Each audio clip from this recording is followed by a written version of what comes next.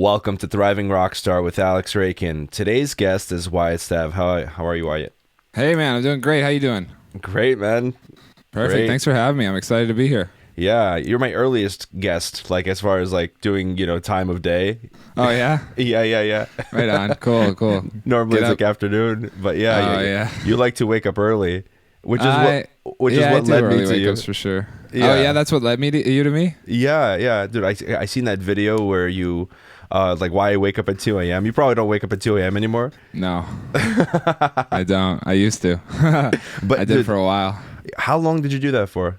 Well, it's crazy, dude. I actually first was waking up at midnight. So my original version of that schedule, I know, right? It sounds insane, dude. My original version of that schedule looked like this. It was, I would wake up at midnight and I would go to work for a 7 a.m. shift and get off at 3:30. And then if I got home for 4 and passed out at 4, like I would do nothing after work, just fly home, pass out. So I'd take a late lunch so I wouldn't have to eat dinner. So I'd get home at 4 and just fall asleep. And if I slept 4 till midnight, that's 8 hours. So I would do that because then I would wake up at midnight and like there's nothing distracting you at midnight. Like everybody's already passed. On a weeknight, everybody's passed out that you're ever going to talk to on any text message or any social media. Like it's donezo. There's nothing to distract you on any end. So that's how it originally started. And then I shifted it to 2 and then eventually 3-ish. Later on because I had to start staying up later in the evenings to take care of other stuff. But but originally it was midnight, man, and I did that for a long time. I worked 4 different jobs over the course of like that kind of schedule, all in retail. I worked a ton of retail gigs, like mostly like warehouse and stock positions. And I guess it was about 3 years on and off I was on that schedule. Maybe 4. At least 3. Okay, so you have an unusual amount of conscientiousness as an artist, right? And I want to pick that apart, right? Okay. It's like you have, like, what was your childhood like as far as like being self-disciplined or being disciplined or anything like that? My childhood being disciplined. I wasn't very disciplined as a kid, to be honest. I was a mess as a kid. I was a bit of a troublemaker. I was like always in trouble at school. My parents couldn't get me to do anything. My grades were terrible.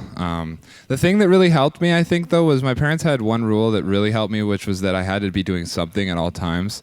So like I did like hockey, soccer, baseball. I stuck to martial arts for a while too, and that really helped actually. Like like from the standpoint of my behavior, because I was such a troublemaker, doing martial arts and like having to show sportsmanship and be respectful of things and sort of know your place, but then also like have a certain amount of like disciplined, controlled aggression to be able to spar with an opponent and play that dance. As a kid, I mean, it really helped me to like sort of fall in line a little bit better. But then after I stopped it, eventually I got back to my crazy ways. Yeah. But I did martial arts for a while. I did football for a long time. Most of my childhood was football. So I think it was really like the sports that helped me. The sports, and my parents would when I was doing the sports, especially like football, that was the last kind of organized sport I was involved with. Okay. My dad was seriously into football a lot of his life, so he like helped me with like working out and like taught me how to train, and then that became part of doing like playing football, because if you weren't maintaining your physical health on the side, like the odds of you hurting yourself on the field were pretty high. So I did a lot off the field to sort of just like maintain myself and learn how to. And yeah, all that really just helped me, man. Helped me with my discipline and all that kind of stuff. And then as I got older too, like the more serious I got about music and what I wanted to do, I started to just like all the things that I've heard people talk about, like professionals in any field that rise to a high level, those habits that they talk about, I just started trying, right? Like the whole waking up early thing was because I saw The Rock would get up at 4. So I was like, that sounds crazy. Because at the time I heard that, I was like getting up at 9 and I thought I was a hero for it. So I slowly just started pushing back that clock and see if it would make like any difference at all. And it did. And I was like, oh shit, this is actually working. Like I find that I'm getting more done in the day. I feel a little bit better. Like my immune system's better. I'm not getting as sick as I would, like just whatever, right? Like all these little quality of life improvements came about from doing that. And it just like, it spiraled from there. But the big thing for me and any level of discipline really came about when like I had to figure out a way to do the thing I wanted to do, which was like, which was get the drum. Yeah, my why. When I found that, it all started to click. Before that, I was just lost. I was just a mess. And what was that why? Oh, drums, music.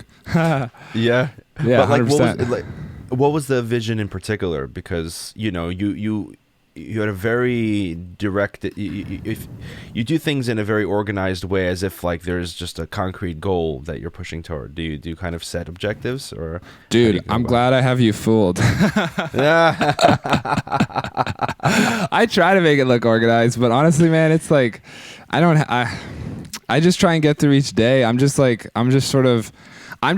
know what I describe it as is like, I just feel like I'm a dog chasing a car. I like see something in the distance and I go after it. And if I caught up to it, I'm not even sure what I would do with it. Maybe I'd figure it out at the time, but I don't know. Like I guess the why back then at the time is I had these dreams to, do everything. I wanted to record. I wanted to write music. I wanted to play for bands. I wanted to get on the road and do tours. And I've done some stuff along the way. But I don't know, like, yeah, it kind of changes every day. The thing that I know the most is that I am somebody, I think, who really needs to work for himself, just because like goes back to that early childhood stuff I was talking about, where I was always a mess under people. Like I couldn't respect authority in school. I couldn't, you know what I mean? Like I wasn't the greatest team player even, like I wasn't, I don't know. I was like such a troublemaker as a kid. But, so because of that, I just feel like doing this is like the best expression of me or version of me. And I'm trying to figure out how to do it as long as possible. So I guess that's like why it comes off with some level of organization. Right. Well, one thing that, is definitely not unique to you is that, you like you said, struggle with authority and can't zig in the same way as like, people who go through academia and have the very, the treaded path, right? So musicians often take their own path. And from a psychological point of view, and I speak about this a lot on the show, is like that musicians are particularly, have the similar temperament to entrepreneurs, right? And that we should exploit that, and especially this day and age, there are platforms in which you could really thrive on if you put the right kind of work in, and you've managed to, you've grinded, and like the video that like I seen, that the first video I've seen of you is like why I wake up at 2 a.m. That was in the thumbnail, but it was talking about your schedule and you walked through it, and I was just floored that you were at the time you were waking up at 2 a.m. And then going to work at 8 a.m. Like most people work at 8 a.m. Like they just hardly get up before work, and as zombies just head to work. But you figured something out. One, that at night you could be more productive because you have the silence. You have like just a peace, like no one's gonna hit you up, and you can just have that time to you. And also the fact that like the most creative and productive work you often do first thing in the day. And so you handle that, you own the day before most people even start theirs. Yeah. So that's I think that that's important. That can't be understated. Yeah, it was a valuable tool. It was a very valuable tool. It was something that I had something that I wanted to do, and what I identified was working a full-time job, 40 hours a week, 8 to 4, whatever I was doing, 7 to 3, whatever. Doing that, getting off in the evenings, I couldn't do what I needed to do. Maybe I could get an hour in, right. But it wasn't like on the weekends, or it wasn't like when I would take a couple days away from the job and I had like prolonged engagement, prolonged levels of flow where I could sit in something for 4 hours and really and become that task so that I could learn. Because that's a big part of it too, is in the earlier days of doing the stuff that I do, there's a lot of learning, man. I mean, I'm still learning new things every single day I do this, but there's in the beginning, it's like every video that I would take on, or every project, like whether it was from starting like the Patreon or whatever I have on the go, was just so much learning involved. I mean, I'm saying that like it's special. That's like anything really, right? It is, yeah. But having that on the side of the job was just like, I needed to figure out a way so that I could like really engage myself with it before I did anything else. So that's why I did that. Sorry, go ahead. No.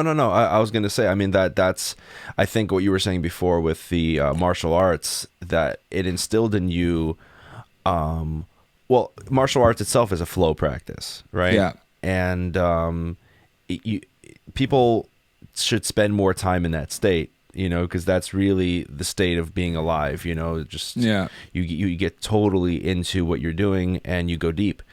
With my students, my guitar students, I'm always like pushing them in that direction, and getting them to basically meditate while they play or whatever they're doing. You need to get deep into these states, and you basically gave yourself windows of time to sort of jump into things in the morning, at least on that calendar. And it's very interesting because like most people will make the excuse that, okay, I'm working all this time, and then they don't put in the time. But it's really you kind of you didn't make those excuses. You just kind of went for it. I'm sure there was a struggle period. Was there just a struggle period adapting to that? By the time I started the 2AM stuff and like the stuff that you're kind of referring to, and like what I was doing in the last 2 years, there was no struggle at all because I had already sort of like. I'd already went through all the struggle, I guess. Like I've been working at this for almost 8 years now. So in the last 3 years, it was really just like, I already had the tools. I was just putting the project together. You know what I mean? Right. In the beginning, it was a lot harder. Like I started getting up early and doing all this shit when I was supposed to be in high school. So like it was like grade 11. And like I left high school early and I did it online kind of thing because I was just so focused on this. And it was back then that I started to like, I guess, come to grips with the fact with what I had to do to get what I wanted. Right. And when I came to grips with that, like I just started doing it, and it really sucked for sure. But it was worth it because it meant in the end that I could have a chance at doing something that I really wanted to do. So I just did it anyways, and it slowly worked out. But yeah, what you're describing, like in the later years, last 3 or 4, it was all kind of like I said to you at the beginning, like the 2 a.m. schedule was easy because I was already doing a 12 midnight schedule. Right? I mean? Yeah, so, that's crazy. Yeah. Yeah. So it wasn't too bad. No. Okay. Yeah. Well, how did you arrive at the goal of kind of growing your YouTube, or not even the goal of the practice, or like thinking like, oh, maybe this could be a direction? And how did you reach where you're at now? Because some musicians decide, let's be in a band and tour and something like that. So how did you sort of get to where you're at? So I decided to take YouTube on seriously in the second half of 2018. And then it was December 14th of 2018 that I went full time with it. And the reason why I decided to do it was I just gotten off a experience with another band, and I just was at the point where I just wanted to stop depending on other people. See, the thing is about being a drummer is that, like, if you're a guitarist, you can do a lot on your own. If you're a vocalist, you can do everything on your own. If you're a drummer or a bass player or something like that, it's really hard to do much on your own. You can work as a studio guy. You can go down to Nashville and do like the circuits there, and lay tracks for different musicians as they come and go through town. You can do all that kind of stuff. You can go on the road with different bands and hope that you kind of can work up to like bigger and bigger projects, so you can be doing that most of the time. But really, really like doing something and having your name out there and like having your own platform or base, I guess, it's definitely tougher for those instruments, right? Because they're just not the focal point, right? No one's going to listen to an album of drums, you know what I mean? So that's really what it came down to, was like I just wanted to have my own. I wanted to have my own. Okay, there's 2 reasons. The first is I really wanted to stop working at the mall. That's number 1. I got to state that because I can't undermine that. Underestimate that as a factor at all. Sure. Because that was a huge part of it. Was I would get off doing something with a band, and I would come home and I'd have to get a 9 to 5 at the mall or whatever I was doing nearby, and I would just do that, and I hated doing that. So I was like, you know what? I want to come home to something. If I'm gonna go out, I gotta come home to something that's involved with music, that I don't have to, go answer to somebody else about how to sling boxes or whatever, right? Sure. So that was a big part of it. And then the other thing was, I wanted a platform that was my own, that I had control of, that the level of quality of material that I put out was up to me, and how many hours I put in, and all that kind of stuff. And then I figured if I did that, then I could use that to do whatever I wanted, Yeah. If I have a platform, I can use it to, I can hit bands up to whatever it is, you know what I mean? It just gives you more options, more freedom in the industry. And I've felt that is the case. I mean, in some ways it's limited me because the hours involved is insane as far as maintaining it, but it's so worth it though. It's so worth it because there's a lot of doors that it's opened up, which has been really amazing. Yeah. Right. Like, I don't want to set your intentions for you, but I would imagine that, you went from working a full-time job into now just doing YouTube full-time, and you're spending your time on it, right? So, and so the whole idea is, I'm sure it'll come to a point where it would just kind of make sense to have staff, who would video edit and all the different aspects of it. Even like having a virtual assistant who does kind of some work. Like, I was talking with one of the people I interviewed recently after the fact, and he was like, yeah, I'm just going to hand this off to my assistant. And he has an assistant who he just gave a raise to out in the Philippines for like $2 an hour, right? Like editing video, posting things, and like for real, right? So, and like, that's a good amount of money over there, and so there are websites for this. Yeah. So that's a conversation in and of itself, that's if you know what Tim Ferriss is, 4 Hour I Work Week. recognize it. Oh yeah. I know. Yeah. Right on. So that's my first exposure to that kind of idea of sourcing these work out in other places. And I don't see it as immoral or anything. You're giving them good work, and you're paying them, like a good wage, and you can even pay them more. Like, if he literally gave him like a 25% raise, like, to $2 an hour, right? So, yeah, damn, whoa, that's crazy, yeah. It's insane. I mean, like, I spent a lot of time overseas, so it's like I spend time in Thailand, and it's cheap. It's cheap, but people are professional, and they can really help. So, but I see you kind of getting to a point where you leverage in that kind of way. Again, not to set your intentions for you, but like, just to spend more time even doing the things that you enjoy about what you do. Yeah. Well, okay, so to talk to the like assistant side of things, I guess like in the last how long has it been now? I guess 2 or 3 months. Mm-hmm. It's been at least 3. So in the last 3 months, like Lindsay's my girlfriend from the reaction videos. Yeah. Lindsay, okay, word. Lindsay, she's like partnered with me on the channel. So we do everything 50-50 now, because I just got to the point where I couldn't handle it all on my own. So everything's handled 50-50. Like, she handles... I obviously learn songs. That's a big part of my day. We both go to the gym together. That's like usually how we start the day, is like the gym. And then when we come home, she goes to all the digital stuff, and then I'll go to the kit. So I'll start working on the next lesson video / cover / whatever I'm doing on the kit kind of thing. And then she goes to work on editing whatever videos we've filmed. And she handles all our social media, hers and mine. And so... And she runs like my community, like my Discord community, my Patreon. She runs all that.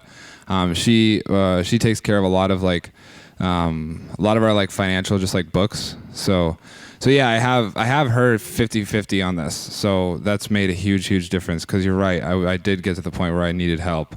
I burned myself out so hard, and there was a couple of breaks. There was a couple points where I took like a month off, and no one saw where I was, and I couldn't even bring myself to post about the fact that I was just sleeping. Like, I was just, I'm checked out. I'll be back as soon as I can. I promise. Like, right. But yeah, she helped me with that, because like this kind of goes back to the whole 2 a.m. thing that we were talking about. Is like that, being able to do that and suicide yourself like that and cut yourself off from everything. There's only certain people who are ever going to be able to do that. And I'm not saying I'm special at all. I'm just saying that I was able to do it, I guess, just because I'm crazy enough. You know what I mean? But there's a lot of people that like you need contact with others, and I find it now too.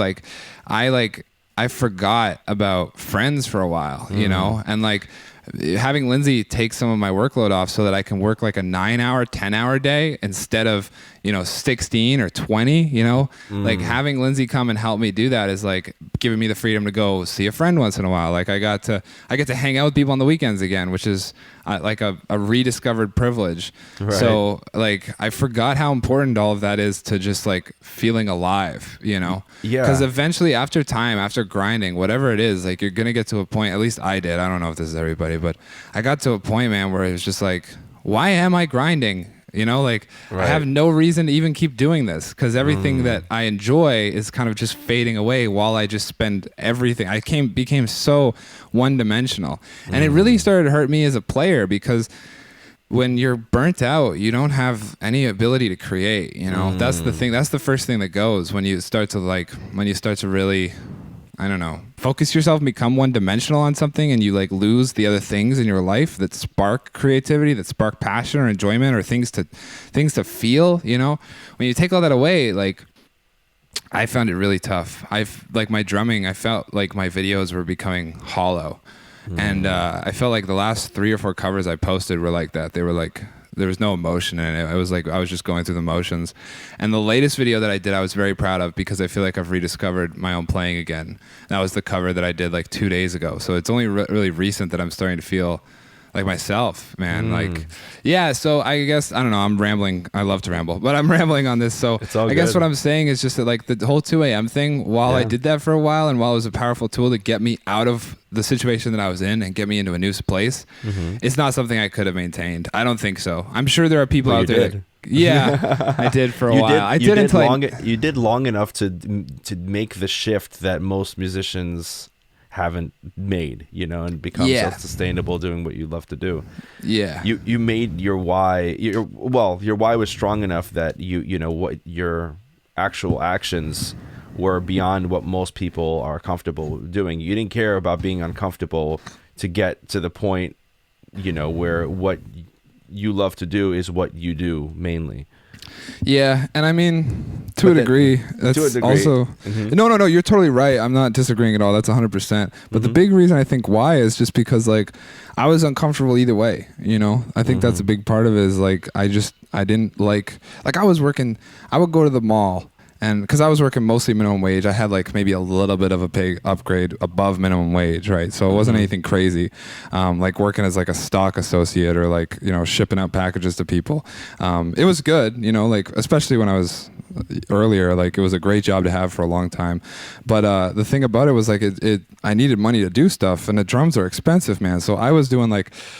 I was getting, like, there was years where I would get to the mall at like 7 a.m. and I would work one job till 4 and then I would go over to a different store and close a different store and get out of the mall at like 10 p.m., 10:30 p.m. on like for Christmas hours kind of thing. And I would do that like 7 days a week because I would have like 3 different stores that I'd be doing that through and just circling through them. That's and wild. I would maintain with them like...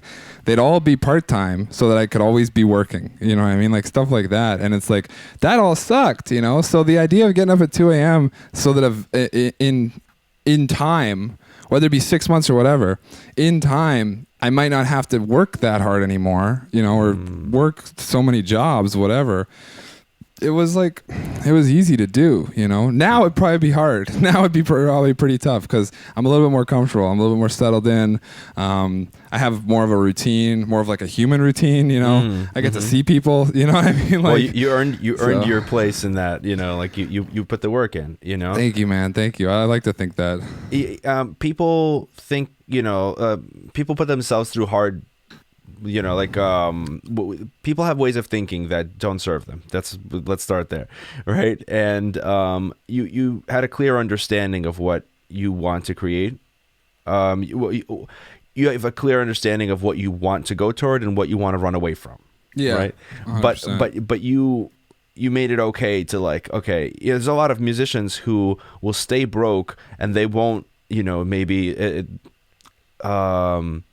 humble themselves and work a stock job for 40 hours a week, but you did that. You grinded.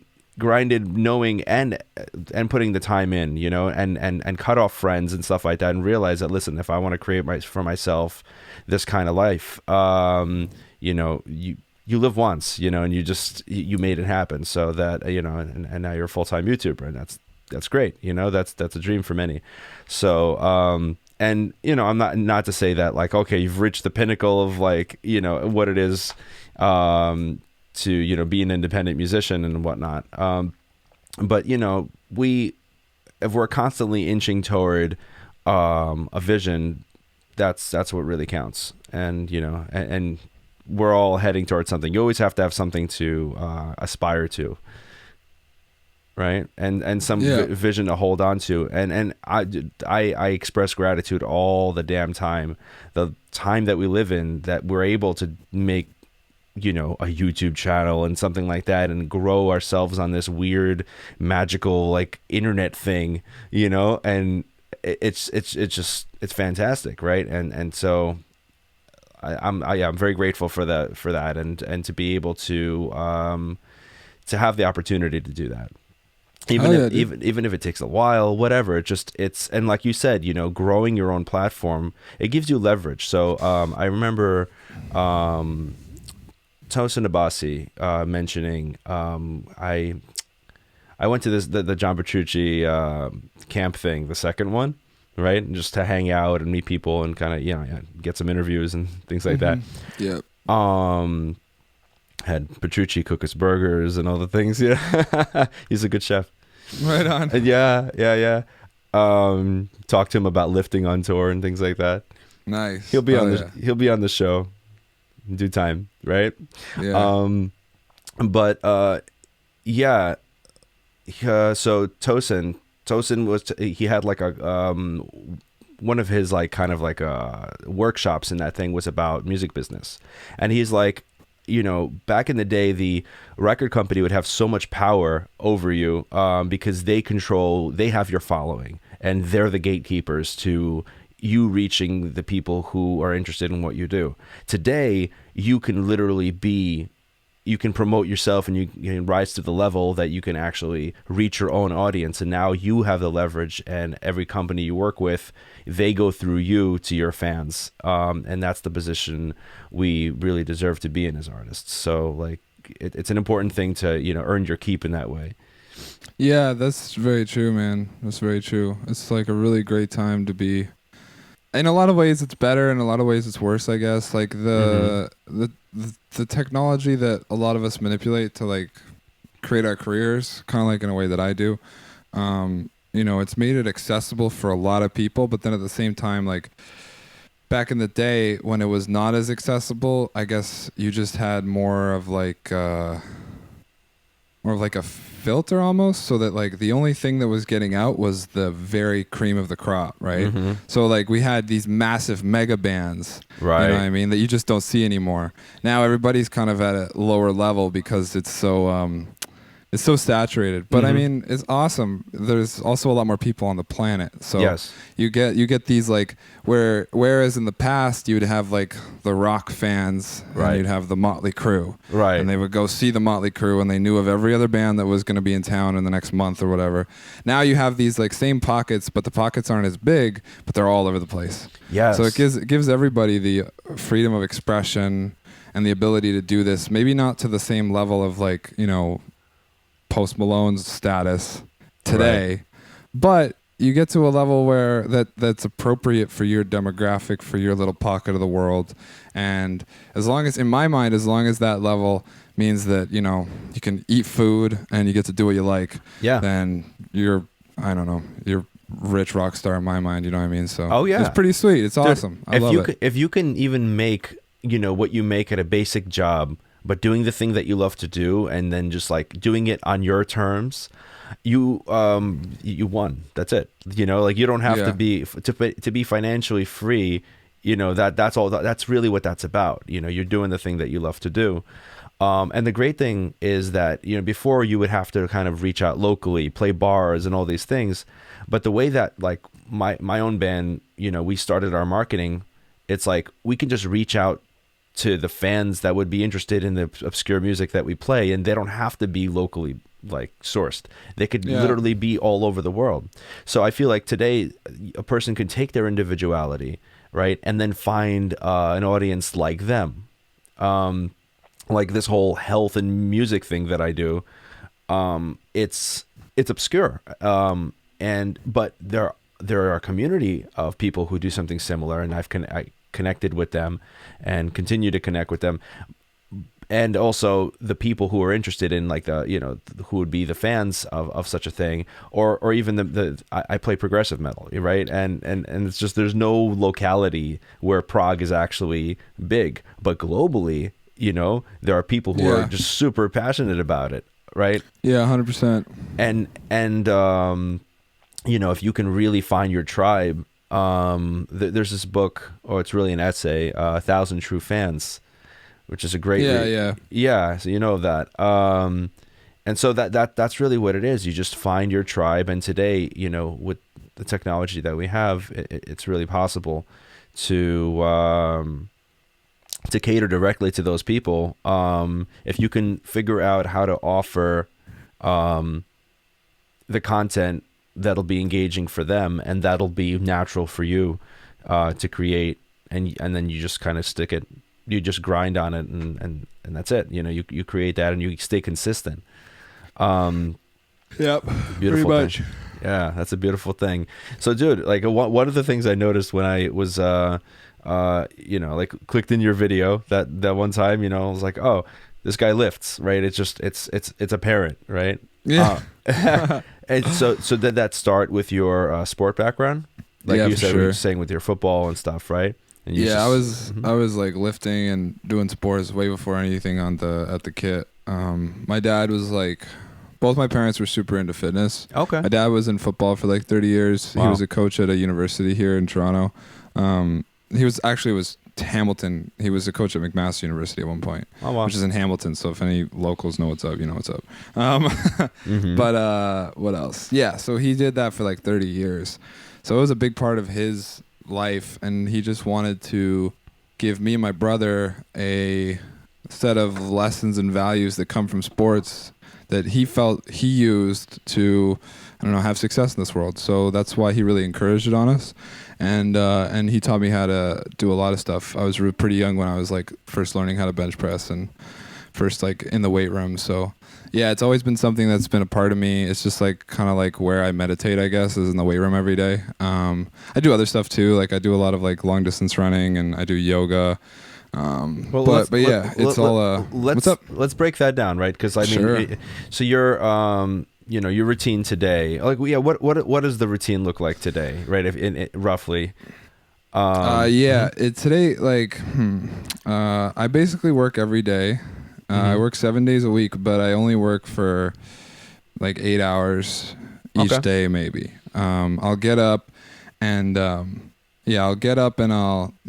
like in that weekly video that I did, I talked about how like I would come to Saturday and I would just collapse and take the day off and rest.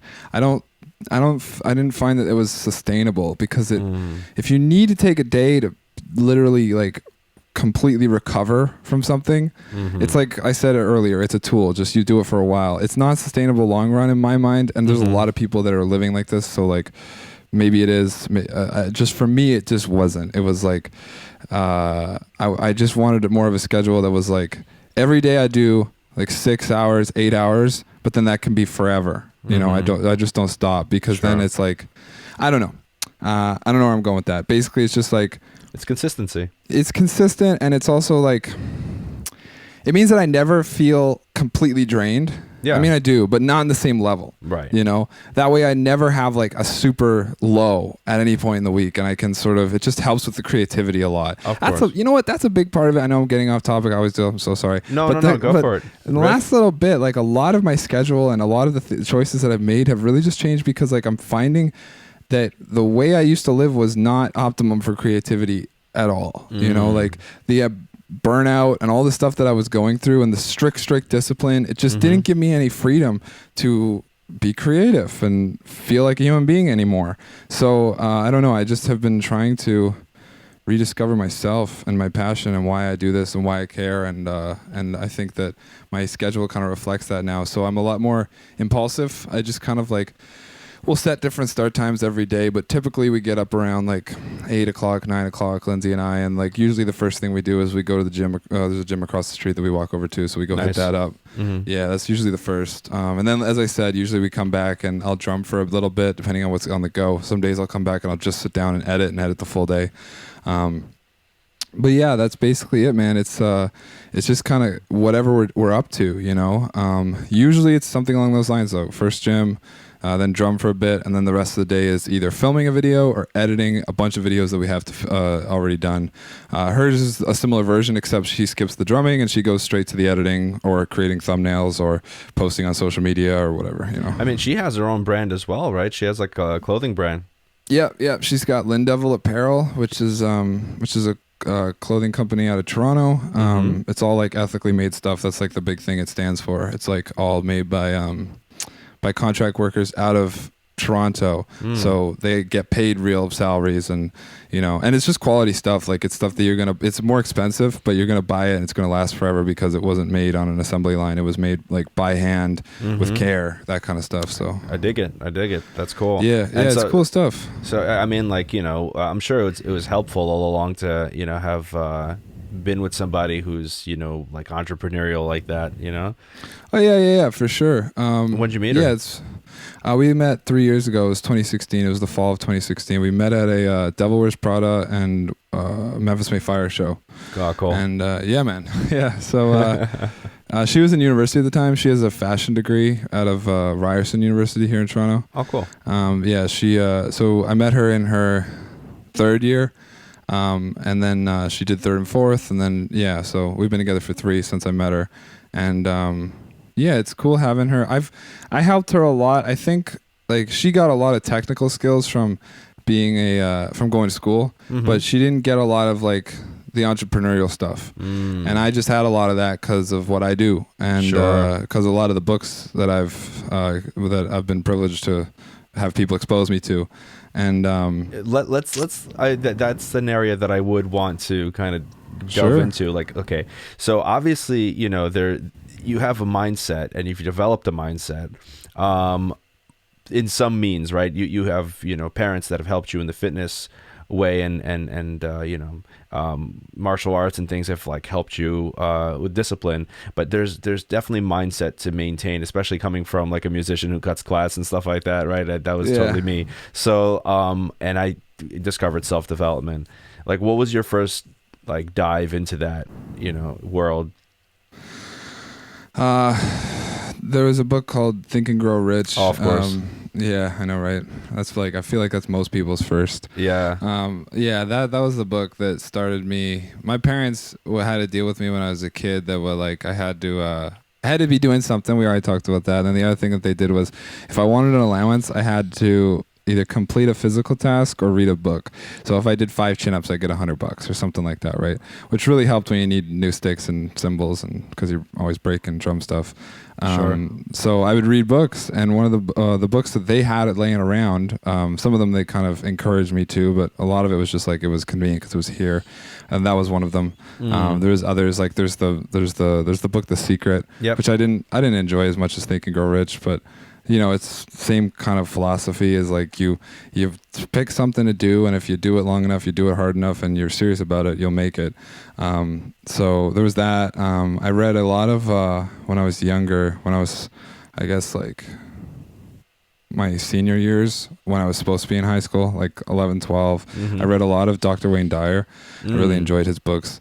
They helped me like find peace. I really needed to like calm down because, you know, being a drummer, metal drummer, who works out and plays football.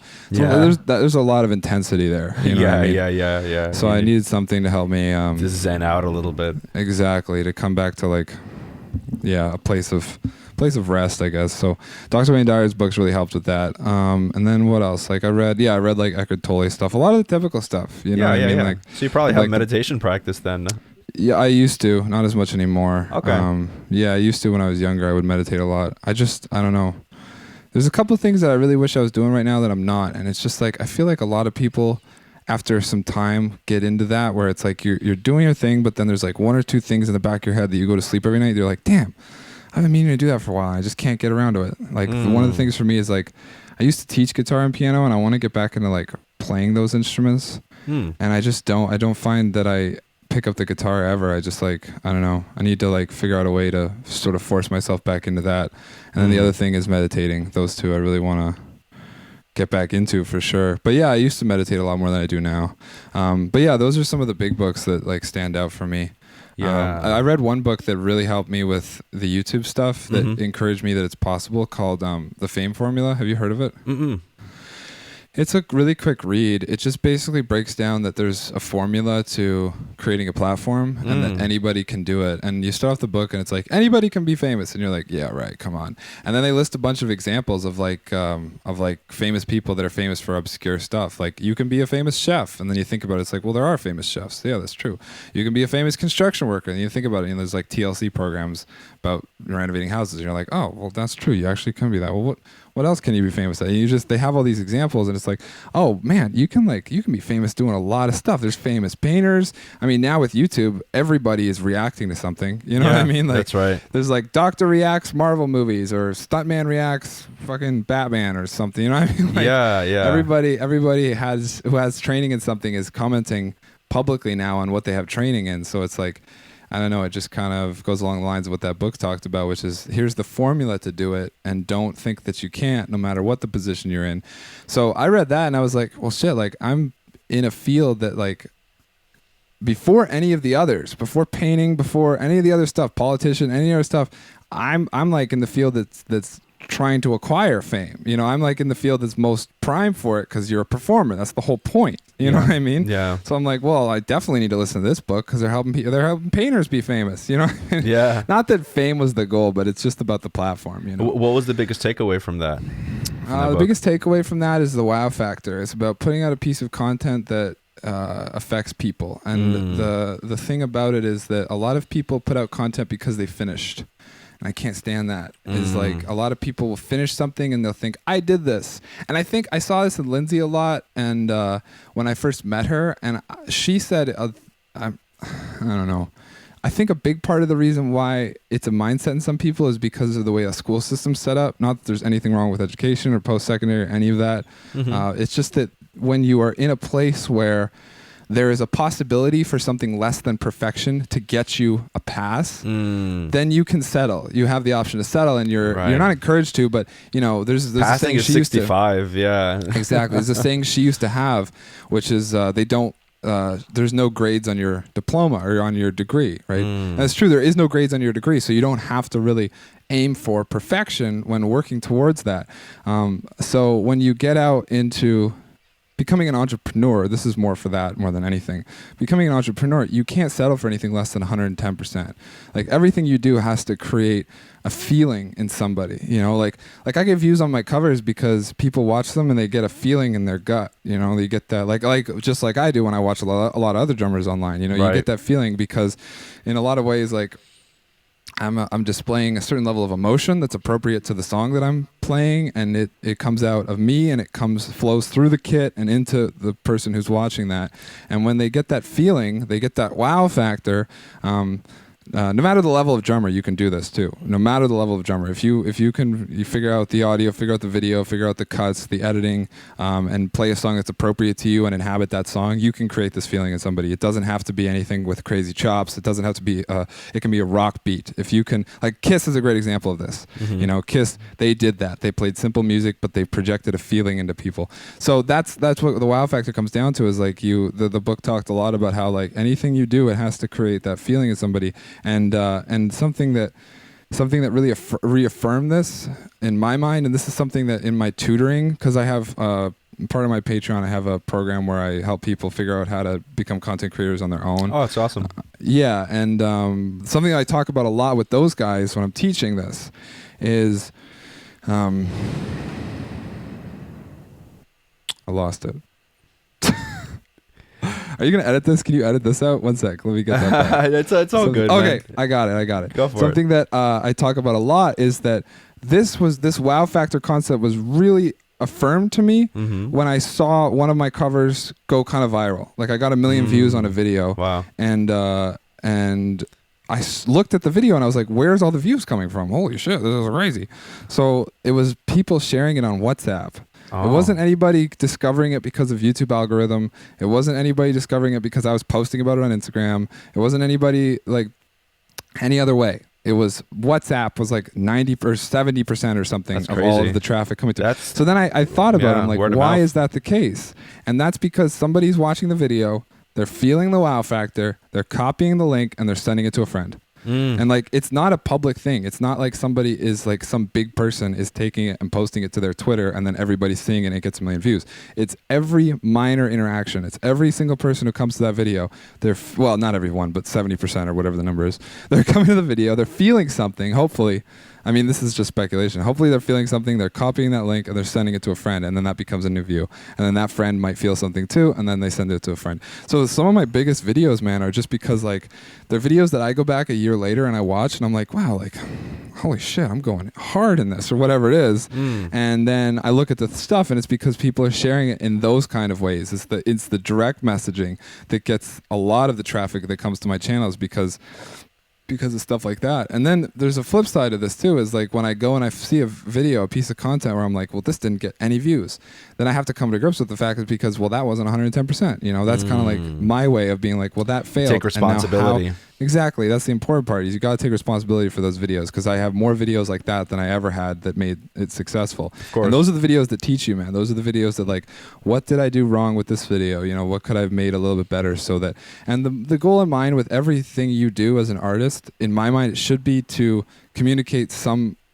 like level of emotion through whatever it is. Yeah. And I try and take this into everything. I try to take it into my reactions, as silly as they can be sometimes. I try to take it there. I try and take it into even the product stuff I do. I want to communicate.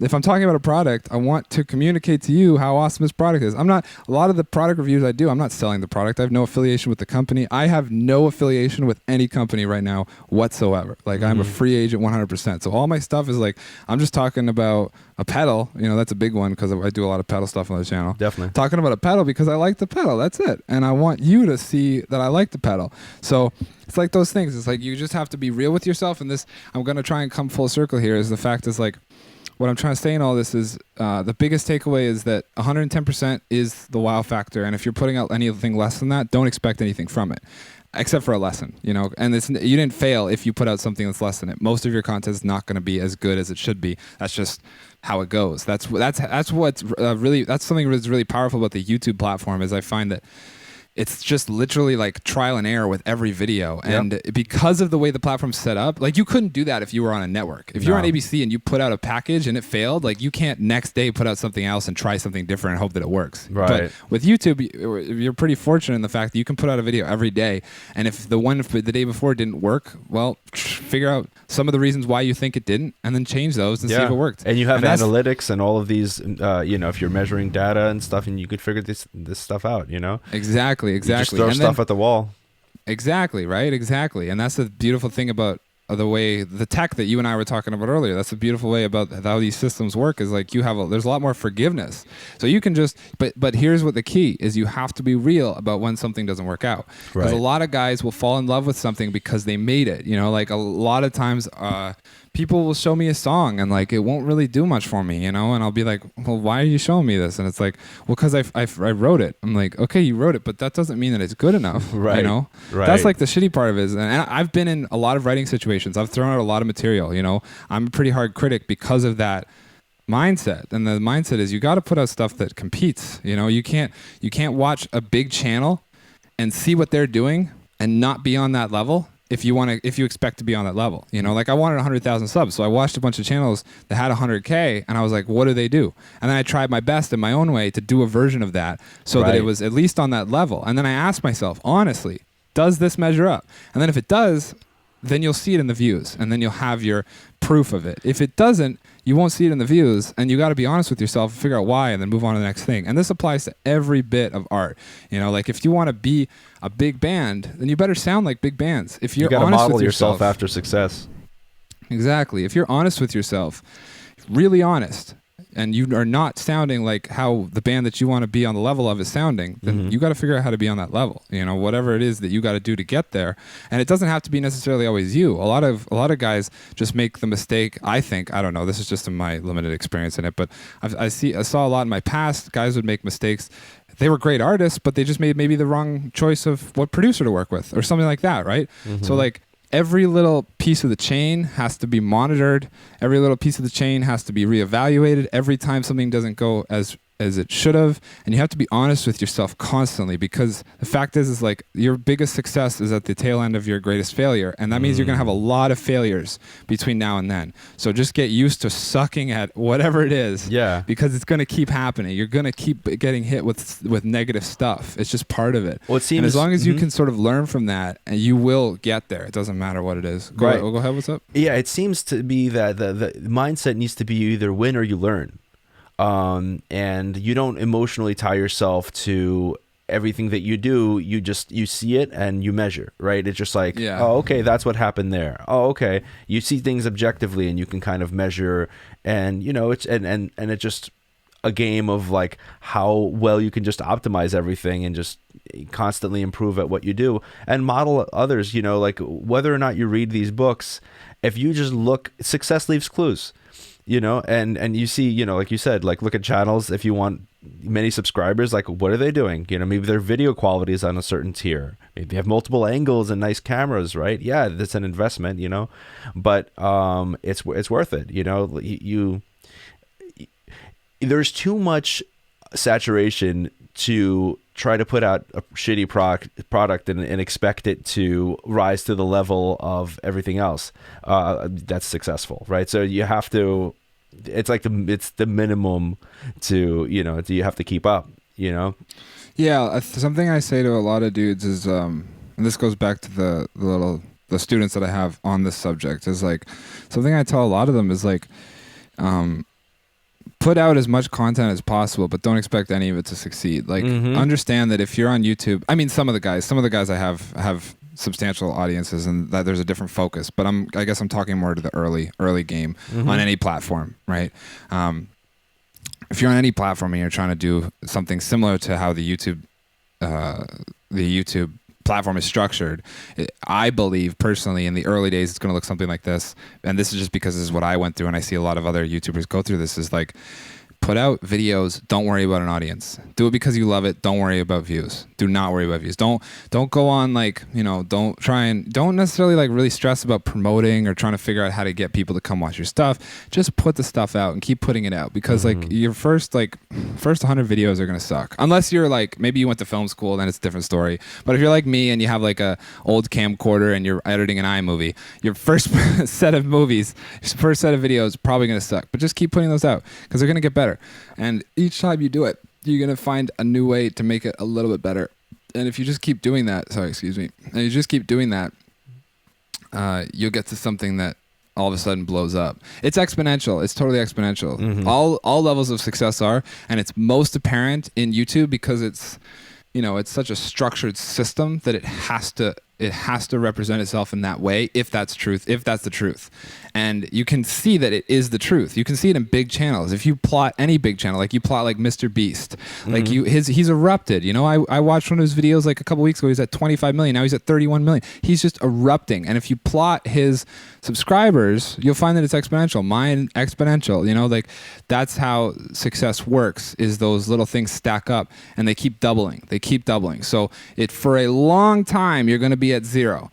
But then you're boom, all of a sudden, and then boom, all of a sudden, and then poof, you're gone, right? Right. So it's a lot of the time, it's just like, for a lot of people, I feel like it's just being crazy enough to keep at it, or being desperate enough, because I was a bit of both. I was crazy and desperate. I was like just delusionally dreaming, and then I was crazy enough to follow those delusions, I guess.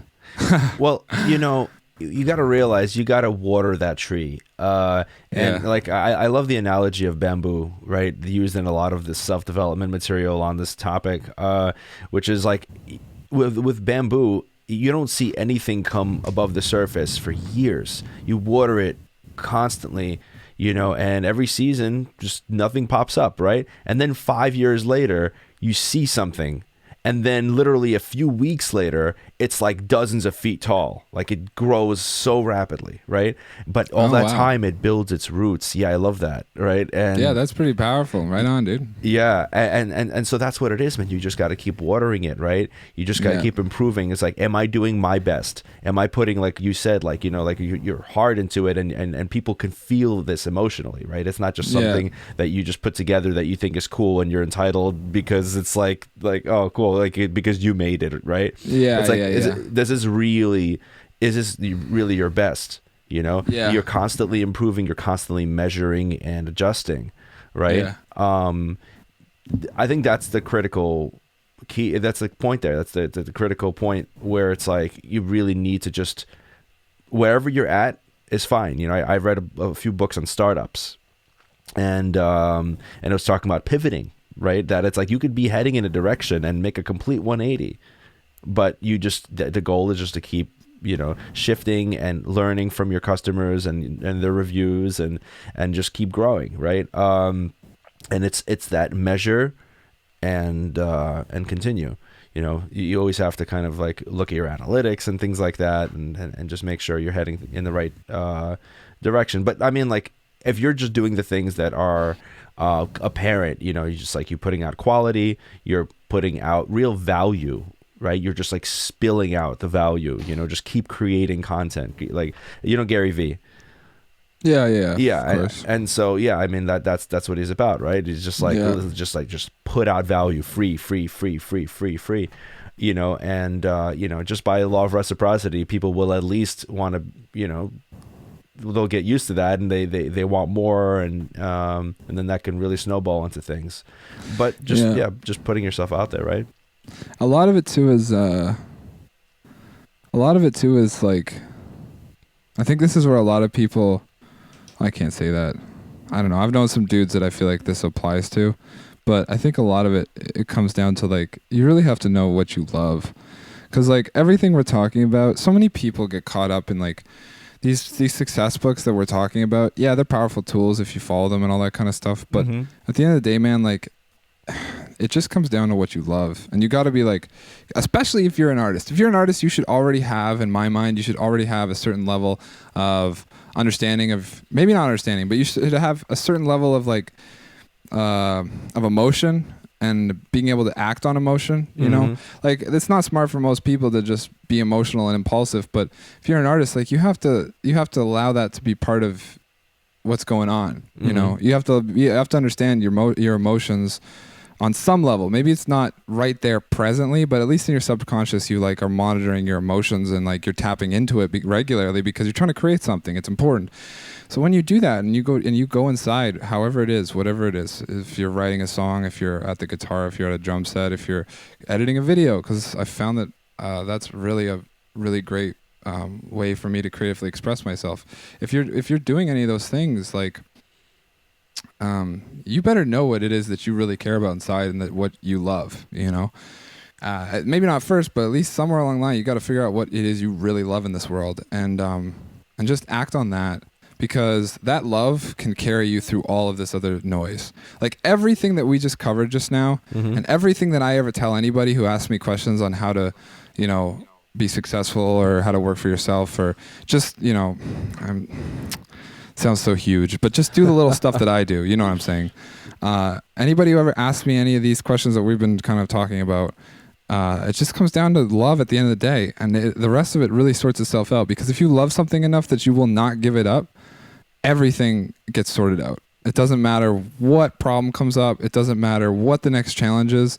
Like, you will do whatever it takes. You will go wherever it takes. You will work as long as it takes because you love it. And like, love doesn't mean forcing yourself to go through it. Love means you just love it, you know? Like, I sit down. I know that I love it. Yeah, I know that I love it because I can sit down and spend the hours that I need to do it, right? Like, that was something that somebody hit me up and they went, very close friend of mine, good guy. He hits me up. He goes, I'm thinking I'm going to do some, like, I want to start doing some of the YouTube stuff that you're doing, get on the YouTube game. And I'm like, dude, it's hard work. And he hits me back and he's like, he's a grinder. So he hits me back and he's like, yeah, I can handle hard work. All that stuff. He's reassuring me over and over, I can handle the work. I can put it in. I can be disciplined or whatever. And I'm like, yeah, man, but like, you gotta don't think that this is difficult. It's not difficult. It's just you have to be this crazy. And then I gave him the perfect analogy, which like put his head straight, and he made a different decision based on it. And I didn't mean to discourage him. I just wanted to paint the picture before he got into it. Mm-hmm. And the picture that I painted was, look, I know that I love this because I loved World of Warcraft. And I played this video game called WoW, and I knew that I could sit at the computer and I could get up at 9 a.m. on a weekend, and I could play till 6 a.m. on Sunday morning, and I wouldn't even notice that any time has passed, right? Like, oh, man. I told him that. And I'm like, if you're not the type of person who can do that, like, and not everybody is, man. Like, that's not how we're wired, you know? Unfortunately, I am the kind of person who could do that, and I've done that. Hell yeah, dude, right on. But if you don't feel like that about whatever it is you're trying to do, like that's what happens with me in videos. I'll sit down to edit a video or learn a song for that matter. Mm-hmm. I'll sit down to do it, and those hours will go by, and I will be... and I won't have eaten in a day or two, and I won't even notice, like nothing. So got to be honest with yourself. You got to know you love it. And that's kind of how you test it, is because like I told him, I'm like, those are the hours it takes. And if you don't believe me, just try it. I'm telling you, those are the hours it takes. If you want to blow up on this platform, maybe you can do it in a different way. Maybe, I mean, there's a lot of channels that aren't, that, I don't know, at least in my experience, those are the hours it took for me to figure any of this out, to get good at it, to get the videos to where they needed to be, to do all the stuff. And it was like 16 hours was the norm. Dude, how do you spend only 1 hour on WoW? Like that's one thing that you mentioned. Like, how is that even a thing? Like, no, it's not possible, right? It's not possible. So that's kind of like, you have to have that benchmark of like, what's something that you truly loved? Yeah. And is this thing that you're working on that level? You know, what's the thing if it was a girl, what girl did you truly love? Did you want to spend every second of every day with her? Did you want to do like completely become engrossed with her and her needs and her passions and take care of her and all those things? If you had an experience like that, and you know that you have those same feelings that you did for that girl as you do for whatever it is you're grinding on and you're trying to make into a career, doesn't matter what it is, then you know you love it, and it can carry you through anything. And it gets so much easier when you find that, because a lot of people are doing jobs they don't like, and they're doing it because they think that money is going to bring about the life that they want. Mm-hmm. But I mean, maybe it does. I haven't had real money, but for me, it's just I grind on the thing I love, because that's the only thing that really makes me happy. Who knows? Maybe if I had a shit ton of money, I'd be saying a different story. But that's how I look at it, and that's what I say to everybody. Is like, unless you love it, don't worry about it, man. Just find the thing you love. Find the thing you love first, then everything else will sort itself out. I want to like discuss that for a moment, the WoW thing, because like that's a game that could be completely consuming, and it could be something, and I have used as like procrastination, because like it's a different world. It's literally like you live in this place where you could be progressing in this world, and that can mean regressing in real life if you really kind of, you know, sink your time into it. And my bass player banned me from that game. I'm not allowed to play that. Player. Yeah. He played it for 10 years, man. Yeah, he played it for. That was about what I did. Yeah, and he was he had a clan or something that he led. You know, he had a guild. Yeah, guild leader. You know, I remember going to a like his guild actually held like a 4th of July party, and it was so interesting. Just traveling to, was it Pennsylvania or something, where you know, it was like the previous guild leader's house, and like there's all these people that literally came from around the country in Canada. But I don't want to veer off too far here. The idea is like the game is pretty consuming, right? Or anything like that. And you continued to do that, right? Like to some capacity all this time. Yeah, totally, 100%. Yeah, it's the there's some lessons I took away from it. Not a whole lot, because it's a video game at the end of the day. But there's definitely a couple things that I figured out. Well, I didn't. Yeah, I guess you could say that. I was young, and like the whole using a computer was the biggest, because it was a PC game. Mm-hmm. It taught me how to use a computer, because like I had to figure out a bunch of stuff. You know, like if I wanted the game to look better, I had to upgrade certain components, or if I wanted to, whatever, install add-ons, I had to go and figure out how to put, you know, the folder in the right place. Just like basic stuff. And all those a lot of those things that I learned, like it took away the fear of technology that a lot of people have. Took away completely for me. So that is what enabled me to figure out like how to work on audio or how to work on video. Not that I'm mastered in any of those, but just to get it to the point where I could do it for myself and I could get it online and people would enjoy it. Sure. It was a lot easier to do because of the hours I spent playing that video game. Other video games too, because that thing is definitely a gateway drug, especially as you get a little bit older. Yeah. Oh yeah. Yeah, but yeah, it really helped me. Like, it took away the fear, and it taught me a lot about tech inadvertently over the years. That stuff that I apply, like a good example is like I use Razer peripherals. So I have a Razer Black Widow and a Death Adder in front of me. Cool. And like when I'm editing, the Black Widow key set has these macro keys M1 through 5 on the left here. Mm-hmm. And when I'm editing all 5 of those, I have custom macros made up using the Synapse software to make the flow in my editing software like way faster. So like just really, really basic stuff like that. Now, if I went to school for this, the first thing on day one that they would sit me down and do is say, all right, we're going to teach you, you're going to have to memorize the keybinds. Because that's what they do is like the first thing for audio or video is if you're editing in anything, you're going to need to learn all the key commands. That's like, you get tested on that shit. It's so important because it makes you so much faster. Yeah. So I just figured it out because when I was playing WoW, if I bound my spells to keys that I could reach, then my rotation was faster or more consistent, and I had a higher DPS or whatever it is, right? Right. And so I just like, because of that, I had an intuition to, well, maybe I can edit faster if I set up some macros or some keybinds. And I did that, and the editing got faster. So, yeah, there's like a lot of roads to the same outcome. And the World of Warcraft for me was one that really helped me figure out the digital side of, and I was a guild leader at one point, and like I ran a website, and that really helped me to figure out how to like run my socials today, I guess. Because it was a similar concept. It's like you need to update it every day. You need to like, back then I would review applications and stuff, and it was a lot of the same sort of just like daily stuff that people forget about. I started doing for the guild, and now I have to do for my socials or my Patreon or my Discord server or whatever it is. So I don't know. There's a lot of parallels, and the things that you love will consistently bring about more things that you love, and you should follow them. Is what I guess we're saying. Follow your bliss. Follow them, because if you follow them, eventually.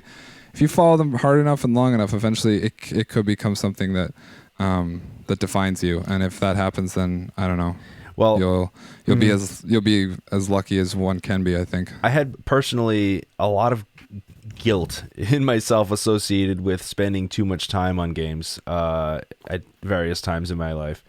And so it's a useful thing for people to hear this who do, game some amount or a substantial amount, that they don't feel like it's a total waste of their time. It's like there is transfer, as they say in the learning community, between what you learn, with those kinds of experiences, carrying that into like you said, video editing and just core skills that that they could use in their field. Yeah, I think you can say that for anything. Yeah, I think you can say that for just about anything. I think that people who become really successful figure out ways of relating everything together. Because we're taught I don't know if we're directly taught, but I think a mindset that is common, maybe because of the way our education system's set up, is that people tend to like, first of all, I hate this. I'm not musically talented. Don't say stuff like that. You're musically talented. Like, whatever it is. I'm not good at video games because I'm not coordinated. Yes, you are. You're fine. You just never tried. You know what I mean? That kind of stuff. So, like, we have this thing where, like, you go to school and everything's grouped into certain subjects, and maybe you're not good at one of the subjects, but because you don't like it, that's all it is. Because you don't like it. Right. And you're good at some other subjects. So then we get this mindset of, like, everything's got to be in boxes, and we're good at certain things, we're bad at other things. And that's just not true. And that separating can be kind of dangerous, because then you don't see the coherence between them. You don't see the ways they relate, how to use certain things from one field, one place. I'm not just talking subjects in school, but anything. Yeah. How to take one lesson from one place and put it into something else. Like, it's really dangerous if you close yourself off to like certain disciplines or isolated. I don't think that's the case. I think that everything is extremely related. You just have to be in it enough to sort of know how it's related to the other thing that you're doing, and how to take lessons from one thing and apply them to the other thing. So yeah, I think you can say that for just about anything. Like even if you're like a big movie guy, let's say you want to be a YouTuber and you're a big movie guy, like you will just going to see movies over and over, you will start to get a feel. Like you'll be able to look at your own edit and you'll be able to get a feel for like stuff that they would teach you. You know, like a crossfade or some minor little detail should only be this length because that's how everybody does in the industry. Well, you just inherently kind of can feel that when you look at it because you've watched so many films, or you've watched so many YouTube videos, or you've watched whatever, right? You need to consume the kind of content that you want to create, is what you're saying. Yeah, 100%. Whatever it is, you have to be 100% in. And that means you consume it, you create it, you love it, you honor it, you worship it, you're trying to push it forward, you know what I mean? It's all those... You immerse yourself. And all that comes back to like, all that I feel like is under that love, you know? It's like under that passion, you know? And if you don't have one of those things, like if you're not consuming it as well as creating it, or you're not creating it as well as consuming it, maybe you don't love it as much as you think. Maybe there's something else in there that you love more. Yeah, and you need to pivot. You know what I mean? So. Yeah. Oh, yeah. And I think with big thing today, we kind of alluded to this earlier with like finding your audience and things like that. And you really got to look deep within yourself to see what's uniquely you, and what are you passionate about? Because you don't have to take a beaten path, even a beaten path within the unbeaten path. So the idea is like, I realize that health and music are two things that I'm really into, and I found a way to fuse that. Right. And here we are. So that's the whole thing. You can find that and you'll find your audience, and you just consume as much as possible, be in the community. Right. Yeah, that's a big one. Yeah. You have to surround yourself with like-minded individuals, you know, and think collaborative versus competitive, because this is not a zero-sum game. Yeah, that's 100% true. I think it's important to realize that as an artist, you know, that it's not like you're competing against other, like I could be a fan of your band and his band, you know, like you're not competing here. You're just being your best self and doing it from a place of love, and people will feel that intuitively and follow that. And you don't overthink it too much. You just like, you love it, and you let yourself be impulsive. And because we're artists at the end of the day, be an artist. Yeah, exactly. Yeah. No, that's very true. Yeah. So that's a big thing. Briefly on like, on the whole fitness end of things, because we took a dip into that, but I'm curious as to the way you sort of view not just fitness, but taking care of yourself from a health standpoint, and how you where you've come from, and like where you are today, and where do you think that's going? Okay, so I train a lot. I train because I don't know, I was exposed to training early, and then I felt how good you could feel on it. You know what I mean? It's like one of those things. It's like somebody who's never had alcohol doesn't need alcohol ever, but somebody who has had alcohol, there's definitely times where you need that alcohol. That's funny. You know what I'm saying? It's the same kind of thing. It's like, because if you expose yourself to something, then and you get a certain, I don't know, you know what I'm getting at. You get a certain feeling out of it. Maybe it's something you go back to use to get you through stuff. I'm definitely that way with fitness, with working out. Well, that's a good habit, because people go to drugs and things like that for that kind of feeling. So it's good to have something that builds you up and doesn't break you down. Yeah, don't get me wrong. I mean, I end up going to drinks sometimes too myself, but definitely having an anchor is really important, and I find my anchor in the fitness world. I work out 5 days a week. I do yoga, I do a lot of running, and I am in the weight room. So I don't know. I just find that when I'm working out regularly, you know what too? Oh my God, dude. I didn't know how hard working from home was going to be. I had no perception going into that when I started. And oh my God, dude, I learned so much about myself when I started working for myself from home. Working from home is scary. But I would have never guessed, you know, because like I watch Twitch streamers and they get up and sit down at their computer and play video games every day at home, and that's their job. Or I watch, whatever, other YouTubers, same thing. Like they don't have to leave their house, they don't have to deal with a boss, they don't have to whatever. But then when you take all that structure away and you're left to structure yourself, and and you are working in the same place you're sleeping, in the same place you're eating, every line becomes blurred, and it's crazy. Yeah, The level of that's dangerous. burnout. Yeah, it's super dangerous. The level of burnout that can come from that is crazy, because I don't know when to turn stuff off. That's one of the biggest things I will struggle with daily, is just turning things off, and being able to like take my mind out of one thing and put it into something else for a bit, because because the YouTube thing consumes me, and if I'm not creating, I'm on the platform consuming others, or I'm stressing over myself or thinking about myself or watching my own videos back to like try and figure out why this one isn't getting enough views or why that one got a lot of views, and it's just like, oh man, you got to have clear, defined stopping points. If I had the finances to actually like have a studio space to go and film at, I would 100% do that, because it would give me like I get up at this time, I go to the office for this time, I'm filming for these hours, I come home at this time. Distinction. Like, yeah, exactly. And like it's super, super important. The reason why I'm saying all of that is because the gym really helps me. If I don't go to the gym for a couple days, some weeks, if I don't go to the gym for a couple days and I already have groceries in the fridge, I just won't leave the house for 3 days. And like, that's crazy, man. Like last week I didn't leave the house. I left the house. Lindsay and I went to Costco and we stocked up once, because that's what we do. We meal prep and we stock up whatever, so that we can do all the hours. But yeah, we didn't leave the house for like 3 days in a row. And at the end of it, I was like, yo, we just ended up one night going out and like cranking up what record? New Polaris record. We're jamming that super hard. And we're just driving around for like a couple hours.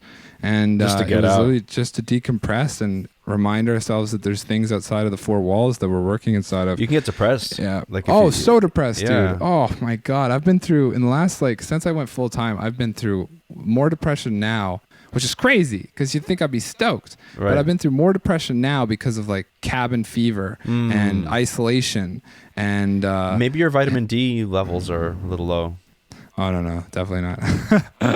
I just took a stack of D. I take. Oh, that every you day. take a lot of D. Yeah, Okay. it's in my daily. I got everything in there, which makes a huge difference. What is in your daily? What's your daily nutrition kind of like? Well, your supplementation at least in that case. My supplementations, like I do a lot of Bs. I do omega-6, omega-3. I do D, B. Sorry, I always said B. D, C, K. You take them separately, or you? Yeah. Each pill is separate. Interesting. Okay. Yeah, I have a morning pill caddy, afternoon pill caddy, and then an evening pill caddy. I'm taking right now, dude, for managing mood. I take like 5-HTP and tyrosine, which are like serotonin boosters. Yeah. At least the 5-HTP can act like that. It can encourage more serotonin, I guess. But I find it helps for sure. Sure. Yeah, I'm on a lot of stuff. A lot of it I can't even remember off the top of my head. I'd have to go down. There's a podcast I listen to called the Ben Greenfield Fitness Ben Green, of podcast. course, yeah. It's funny. Yeah. He literally came up in my last episode. Right on. Yeah. With this coach Rusty, or 2 episodes ago. It's funny because I literally was just sending his video to someone, with like this anti-aging smoothie that he just put up like a few days ago. Yeah, that dude's nuts, huh? Oh, he's insane. In the best way, yeah. Yeah, and I partake in all that. I do the cold exposure and everything. You live in a cold place. I do. That's yeah. right. So no, that's interesting. So the goal there is just to sustain your body and your mind, and that's where the goal is for the nutrition, and that's what the goal is for the fitness. So that's coming back to what the original question was, which is, that's the I guess the first point I was just trying to articulate is the fact that I really need an escape, because that's the thing too, is like I have a lot of fitness gear that my parents sort of passed on to me from their setups, and I've done videos and with that I've done 3 fitness videos just as like for fun, and I use that home equipment, and I can get a lot of results out of the home equipment that they gave to me. And so I don't really need to go to a gym, but Lindsay and I, we pay for the membership. We go to the gym because it's a new spatial environment. We have to leave the house. The same reason you want to go to an office is like why you'd want to go to a gym. Yeah. Exactly. I need as many excuses to get out of the house on a daily as possible. And that's one thing for the mental. And then the other side of it is also for the mental, but it's the fact that, the healthier your body is, the healthier your mind is. Yeah. And that helps with everything. My like most creative moments usually come out of ideas while I'm on the stair climber or while I'm in the weight room, something like that. Like I'll have an idea and write that down and then come home and act on it, and they've turned into lots of stuff for the channel or for things that have helped me to get to the next phase or whatever it is. It's just because like I don't know, there's something real special about working out, and for people who don't work out, I suggest you try it. It doesn't have to be crazy. You don't have to like go to the gym and try and get jacked and don't buy into any of it. Like that's something that I see that like I guess I just don't like, which is like guys I know will dabble in it, they'll stick their toe in, and they'll just leave, and they'll get terrified of it because of the ridiculous fitness industry that's been built up around it. So much noise, man. Like it's so much noise. Like all of the stuff you gotta buy, and like the way they market, like all the powders and like oh man. And this guy knows this, and this is 100% the way, but that guy knows this, and it's contradicting, but that's 100% the way. And it's like, it's such a mess, that industry. Right. And it can get super scary. So it's overwhelming. I guess it's super overwhelming, and it's tragic because I feel like a lot more people would be more invested if it wasn't so terrifying. So yeah, just going to the gym. If you've never worked out before, just going and doing something on an elliptical for like 20 minutes every day. I promise it'll change the way you think about stuff. Oh yeah. Like I promise that. It'll reduce your anxiety level or whatever it is. It'll make you feel better. The biggest step is from 0 to 1. Exactly. You don't have to buy compression shorts or get some kind of Under Armour shirt. You know, like what I'm wearing right now is what I'm going to put on a pair of sweatpants, like baggy ass whatevers that I've had since I was 6 years old. And I'm going to go up to the gym and look like a sweaty animal and not care. You know, like It's just like, don't get too caught up on all the noise. Just do. Yeah, just go and if you're going to try it, just try it and don't block out all the bullshit because there's going to be so much they're going to hit you with. Well, that's the biggest thing. And I think this applies to way more than just fitness, but like let's say somebody is a beginner of fitness and then they start watching videos and start like seeking advice, and everyone's giving contradictory advice, and it could be overwhelming. It's like you don't know where to begin, and you start on one thing and then someone's like, no, you should do this thing. And and same thing with like, let's say they're trying to build up a YouTube channel. So everyone has different opinions, but you're an individual and you have to test, right? Just pick the first thing and just run with it, right? And adjust and just like figure it out for yourself. You know, 100%. You find your own routine. And people ask me like, what do I do in the gym? It's like, well, I've done a lot of different things over time. You know, I've tested, like different powerlifting or bodybuilding routines or whatever, right? And you just kind of you fall in your own groove and you learn about yourself, you learn about fitness. And because I think it was Jim Rohn who said, take care of your body. It's the only place you have to live. Yeah, dude, 100%. It doesn't matter how many cars you own, you're not taking them anywhere with you, and it's not prolonging anything. Right. So take care. The only thing that you really own in this world is your flesh and blood. Yeah. That's it. Is your skin. That's it. You don't own anybody. You don't own anything. Like the most important thing the only thing that you own is you. So take care of that first. Then let everything else fall into place. Yeah. And the whole idea of modern medicine being where it is, I mean, people get like, it's okay because the doctor will fix me or take a medication for this and that. It's just really not a sustainable behavior. No. Right. You really need to have this self-maintenance, because like you could be, let's say what we were talking about earlier and just like really working on your career. But if in that, routine that you had, you didn't include some kind of fitness and you were just sitting around and editing and just if you work kind of an inactive job, you'd run yourself into the ground. Yeah, 100%. I worked out harder when I was getting up at 2 a.m. than I've ever worked out in my life. Mm-hmm. I got...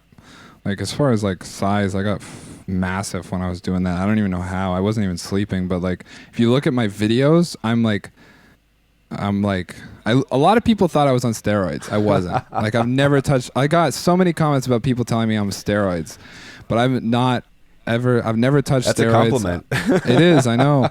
I've done a lot of other stuff, like I'm on creatine and all of the supplements, all the stuff that I just a minute ago bashed for being ridiculous. I'm doing all that. Sure. But I've never, but I don't know. It it was easier to work out, and I worked out harder when I was doing all that. I think it was just because like my subconscious knew that I needed it. Like if I was gonna endure those like no hours and then all the stuff I was gonna put myself through each day, you need to work out. You need to work out. I don't know how. There's a lot of people. There's a lot of really successful people who have never been in a weight room and never even thought about it. And I don't know how they do it. It's part of me getting anything done. I feel like if I don't get up and go to the gym, I don't have nearly as a productive day. Right. Like sets the tone for the whole day. You know, it's kind of cheesy almost to say that, but you get like you go to the gym and you crush it. And then you get home and you just keep crushing stuff. You know what I mean? That's exactly it. Like I remember Yeah. I put up a video at some point of like just some Instagram video where I'm just, I don't know, just deadlifting in the morning, you know, just early as hell, and just, you know, over there just, you know, pulling my plates and stuff, you know, pulling like, I don't know, whatever I was doing at the time, 3.5 plates. Right. Yeah. But like, if I punish myself on that degree in the morning, right, I demand so much of myself. I set the tone. I set the tone. It's like the day has no chance, you know. So Exactly. Yeah. 100%. That's a good way. That's the way to look at it. Mm-hmm. Yeah. All of the other stuff, like the vanity of it and looking a certain way and having like a physique maybe you've wanted forever and whatever, that kind of stuff. Like, Oh, it's important not too. It's not important. Yeah. It's important depending on your field. It can be super important. You know, like your image in a lot of artistic pursuits, your image is everything. So if that aesthetic works with the message you're trying to communicate or the art form that you're taking part in, then maybe it's a good idea. But just putting the vanity aside, like I think the benefits from a psychological standpoint far outweigh any of the others. Oh yeah. Because it's just like it'll set your whole life up to be that much more, I guess, fulfilling. I don't know if I'll say that, but it's a positive feedback loop. You know, like it could be maybe you just become more confident because you like the way you look more, and then you can see yourself, because there's people, I'm sure, who are, you know, plenty able and even have work ethic, but then are shy to put themselves out there because of, you know, how they look or something like that. If it's a limiting factor, then you really got to take care of it. Yeah, exactly, 100%. Another thing too is like the gym or like the sports, gym or athletics, of any kind, really. Any athletic pursuit, in my mind, they're like these like isolated little vacuums, or like, yeah, it's like a vacuum chamber that you're putting yourself inside, especially like the gym or running, because that stuff's just you against you. So not as much the team stuff, although the team stuff definitely this could fall into what I'm kind of getting at, which is they're like these sealed off vacuums that allow you to practice and observe all of the advice, all of the principles that we've been discussing so far. So all this stuff about, like, you know, what I said earlier which is your biggest success at the end of your biggest failure, all those like little things that you hear on Joe Rogan, or you hear, you know, what's his face? What's the dude the dude who always wears the Greenfield? beanies? You said him a minute ago. Oh, Who? Not Greenfield, the other one. Oh, the beanies. He's the guy who invested in Uber, or always talks about how he wished he Tim Ferriss. invested in Uber. Tim Ferriss. No, not Tim Ferriss. The other one. Oh, I'm sorry. I messed this up. What's the guy's name? No, it's okay. I mentioned him. Yeah. He's the guy who's always yelling on the internet, posts content constantly. Oh gosh, it escapes me. Yelling. Well, I get where you're coming from. He wears the okay. We'll move on. It'll come to me. Yeah. But yeah, so all the stuff he's screaming about on his YouTube Gary V. videos. Gary V. There we go. There we go. Perfect. So all the stuff he's screaming about, if you take all that and you apply it inside of these little vacuums that can be the gym or your sports team or whatever, you'll see really quick if it works or not, and you'll see how effective it can be. You know, it's like it's like immediate proof of it working in this like confined space because it happens a lot quicker. You know, Right. you're gonna have failures. You're gonna have a lot of failures in the gym, but you're gonna have successes. And the failures and the successes, they will be apparent to you, and they will be apparent to you in a timeline that isn't as long term as big life goals. So when you can prove to yourself that you can get up at a certain time and go to the gym, and then you can practice some of the stuff that you heard on the internet or read in a book, and it worked in the gym, or it works on the field, or in the court. If it works in those places on these smaller timelines, like a season of basketball or whatever, you're gonna understand real quick just exactly how this is gonna play out in your big life goal, and you can apply it to that, because it's just taking a system that you are starting to develop in the weight room on a much shorter timeline and putting it to something that's much longer. So the long dream pursuit, the distance of getting to whatever it is, the 5-10 year goal, that's super intimidating, and you have to act on faith on a lot of the things that people have told you to do, and then a lot of things that you believe are right to get you there. You have to act on faith for a lot of that, but you can test it in the weight room, is at least how I've looked at it. Maybe not everything, but most of those concepts you can test in the weight room. Just like the fundamentals, not specifics. You're not gonna learn how to play guitar in the weight room, but you can go to the weight room, and like the concept of failing and recovery and you know, because a lot of I guess a good example of this is with I'm going to speak to something that happened in Lindsay's life, where she had never really worked out much before meeting me. And a big reason why is she'd always liked the idea and she wanted to do it, but she never had anybody in her life like show her how.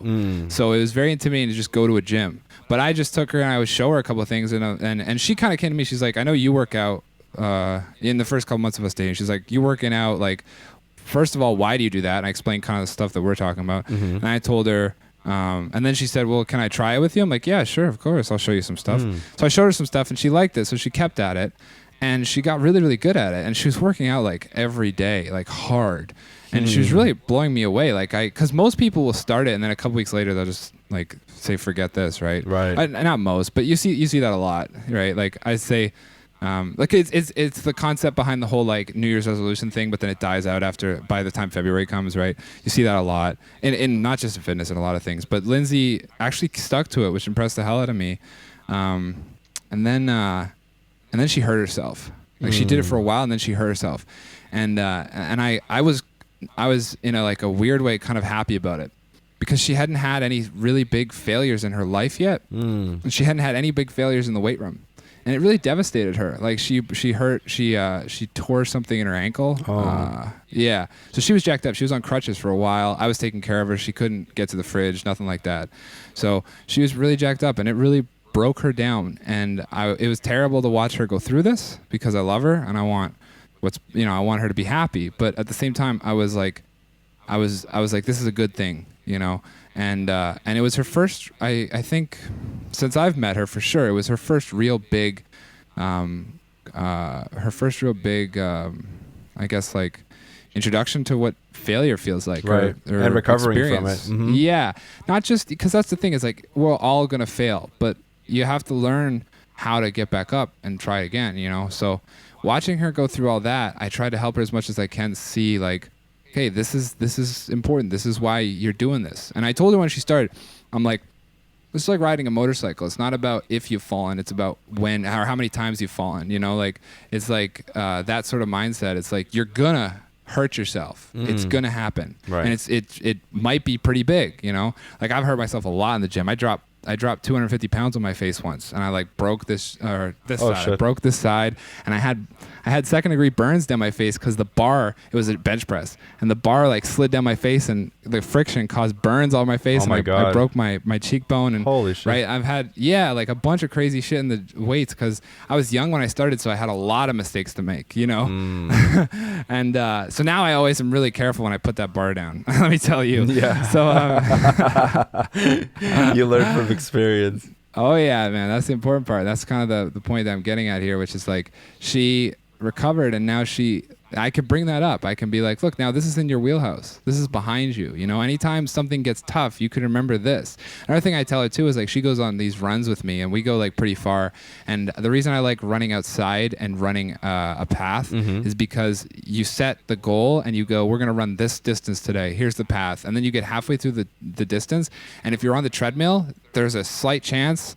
Well, for me, it's a 50-50 chance, but for a lot of people, it's a slight chance that you'll get off, right? So if you get halfway through your workout and you've set like a really long distance goal, you get halfway through and you're not really feeling it on the treadmill, you can step off and you can go shower and you can get back on with your day. When you're out there, man, you're donezo. Yeah, you got to get back. You get halfway.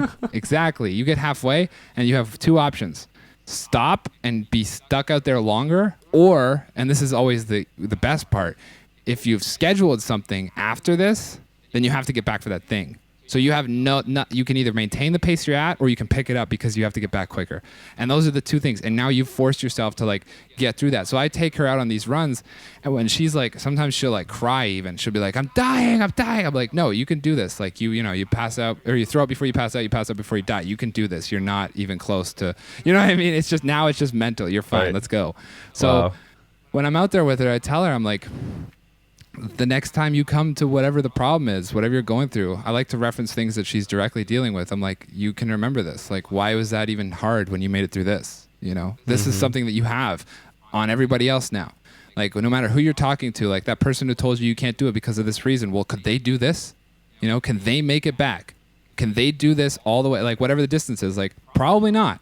So let's prove it. Let's do it. And now you have this in your toolkit. You have this in the back of your head. No matter what it is you got to go through, you can be like, well, I did that this one time. That's like the 2 a.m. That kind of comes back to the 2 a.m. thing for me, is like, no matter how long I have to work, I'll be like, shut up. I used to get up at 2 a.m. Fuck this shit. I can go harder. You know what I mean? Right. It's there. Once you've done it once, then it's like, well, it's totally possible. I did it once. There's no reason why I can't do it again. Yeah. You know, the toughest part is just accomplishing it at one time, whatever it is. And that's the most powerful part in my mind about physical fitness, is that you do things and you keep pushing yourself there, and as long as you keep pushing yourself there, you start to really get like a set of minor accomplishments that you're maybe proud of, that you're never going to get a medal for, but you have these things that you can now use in all these situations, like you accumulate these wins that really propel you forward and can show you that you can do more and you can achieve higher and higher, but also you accumulate the lessons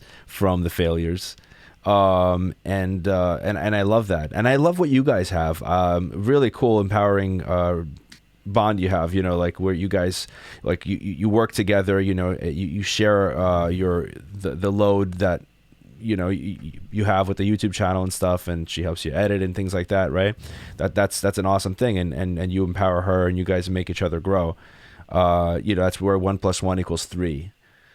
Yeah.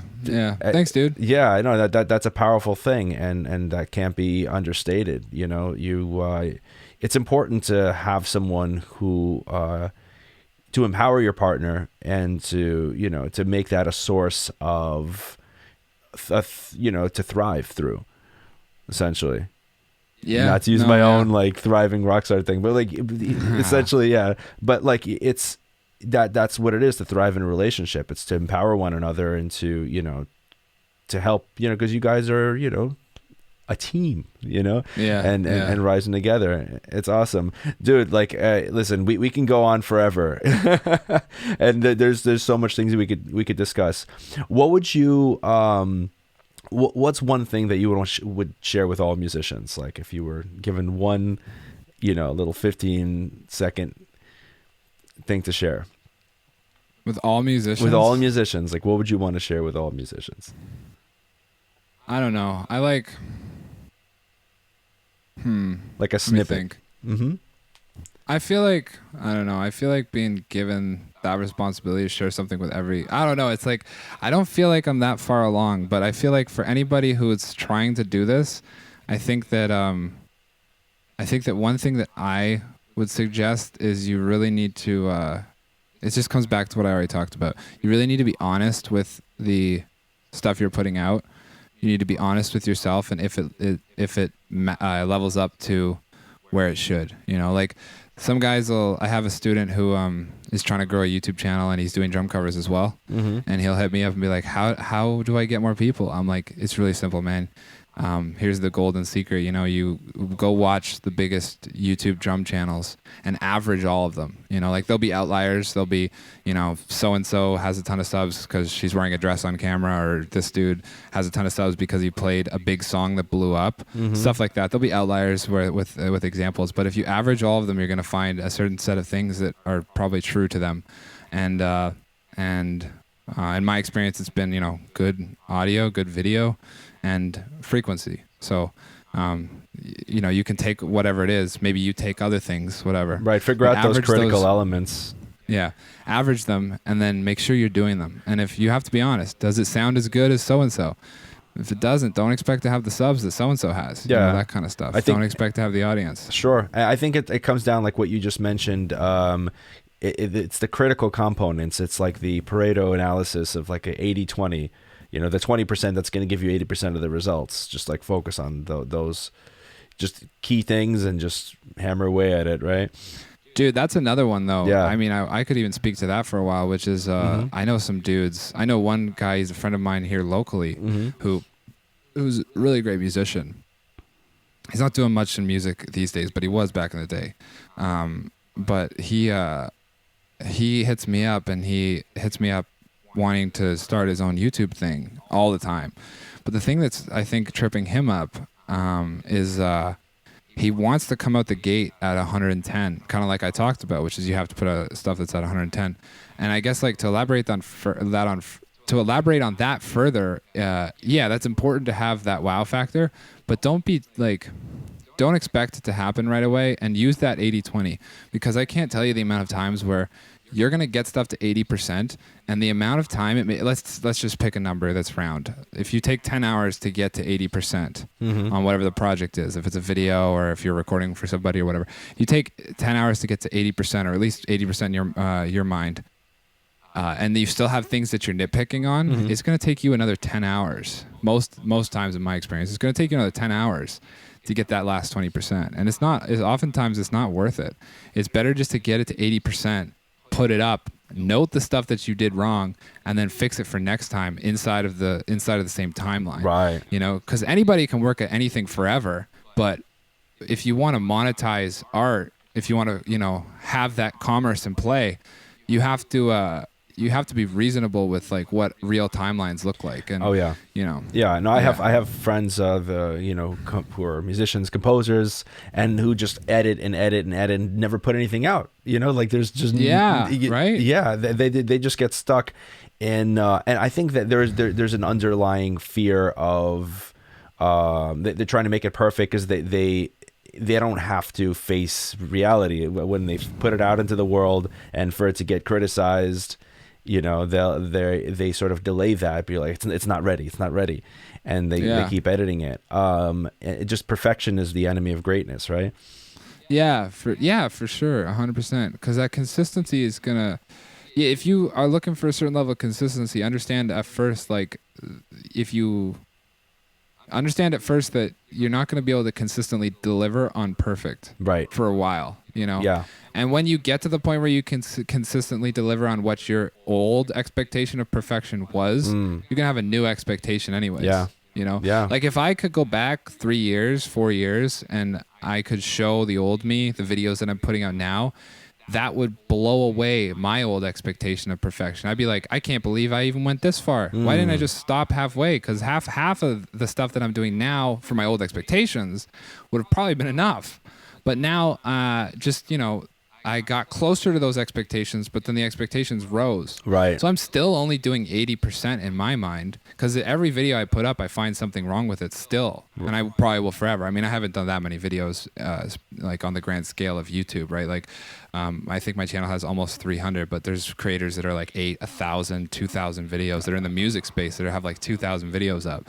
So like, I haven't done that many, but I feel like I'm going to continue doing this. And I think that this pattern of like, always hitting 80 but never getting to your true expectation will just probably be there as far out as I go. So Right. yeah, just look for find the balance in the consistency but also the product, and understand that being consistent in itself is far more important a skill, and it will bring about a lot of change. Consistency is so important. It'll bring about a lot of change in you and whatever the skill is that you're working at. Yeah. So, Well, you keep showing up like that. That's the whole thing, you know. Part of this is just showing up.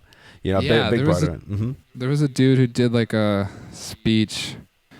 Think of back when I was in high school, actually, like at some arts ceremony, and I took that away from him, which was he like had a career in the music industry, and he said the whole reason he had it was because he just showed up at the right places at the right time. It's like 80% of it's just showing up, being consistent, showing up, and you get getting out of bed when you don't want to. Getting to the right places at the right time means you probably been there at many times in many places. Like you just keep showing up everywhere, and it's just like, oh, well, you're in the right place in the right time now because you've been out and about, you know, like you've put yourself out there in that kind of way, you know. It's like it's like one of your videos might just disproportionately make, you know, like become big, like that 1 million views, but that's not going to happen unless you keep putting out videos. And so, you know, you just got to keep showing up and measure and like you said, be efficient, you know, like the 80%. Don't push it to the point where it's just like everything has to be perfection, because we don't even know what that could be and what things can snowball, and keeping those limitations in place to stay efficient, you know, because efficiency is key. Because you're going to burn out, or you're just going to be inefficient, for lack of a better term. Another thing another thing I'll say just off of what you said is like, when it comes to the expectations, you're going to want to compare yourself to people. Try not to do that at all. Right. Like don't look to people. Like my thing is like, I used to hold contentment. I used to hold like jealousy towards what other people were doing, whether it be on YouTube or in my own life, things that I heard of. Why did he get that, but I didn't, you know, stuff like that. Just like try to block out that stuff, because the longer you're in it, the more you're going to realize that everything works itself out into where it's supposed to be, you know. And a big reason why things come about is because of the fundamentals that we've been talking about. Mm-hmm. So once you get the fundamentals down, just have faith in them. It's hard to have faith in them at first because you don't see any results at first. Right. But you'll see a result. Eventually you'll see one. I had a video that hit 2,000 views. That was my first result. Mm-hmm. I was super stoked on that. Mm-hmm. All right. And I got into a couple cool bands. Those were results too that really encouraged me to keep uploading. And you'll see a result, and then that result will be the first little bit of proof. And then you'll see a second, and that will be the second. And just hold on to those. Yeah. And then rely on the fact that you got there because of the fundamental that you were practicing, whatever that may be. Mm-hmm. And then keep practicing those. Don't worry about making huge, drastic changes, because that's impractical and won't happen. And don't worry about what other people are doing. Just kind of take what you can from others. Not from them, but from what they're putting out. Like an example of that would be just like I get a lot of influence from watching other drum channels about how to film my own stuff like that, right? So take what you can from other people that are doing what you want to do, and outside of that, like just be happy for the people around you who are also succeeding, because your time will come, and as long as you're working at the level that you need to be, like you will surpass any of the competition that is not, and then you'll be on the level with all the competition that is. That's so important. A lot of us, and a lot of us, when we get to that point, that's where, you know, we want to be. So that's what I would say. Oh, definitely. It's so important to not hold that resentment, and to, if you want something, you need to. Like, I mean, this is a reiterated point in a lot of these self-development books. You want to be in tune with that, and you want to almost be very happy for people who are succeeding at what you want to be doing, because they're showing you it's possible. And you know, those are they'll be your peers, you know. And good point there. Yeah, exactly. Especially if you're going to be like vocal about it, it's just like you're literally shooting yourself in the foot. And so like you want to immediately see yourself as in, you know, like as the people who are doing what you're doing as your peers, right? And think collaboratively rather than competitively, right? Yeah. How do you add your unique voice to that space, you know? And same thing with like the whole health coaching thing for musicians, which is a very niche kind of thing. But I found a few people who are up to that, and I've been interviewing them.